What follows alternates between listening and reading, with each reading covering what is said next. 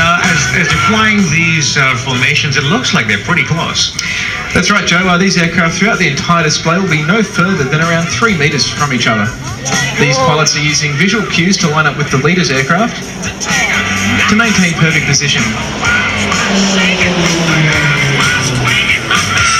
Believe it or not, ladies and gentlemen, the only pilot actually looking out today and looking forward to make sure the show is done safely is Roulette Leader, Squadron Leader Steve Baker, who is out the front today.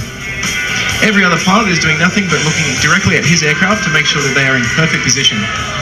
There are no autopilots here, ladies and gentlemen, just highly refined hand-eye coordination. It's really one of the incredible things that you can see if you have one of these very big zooms on your camera and you take a still photograph and you go back and look at it, and to see that picture of everyone looking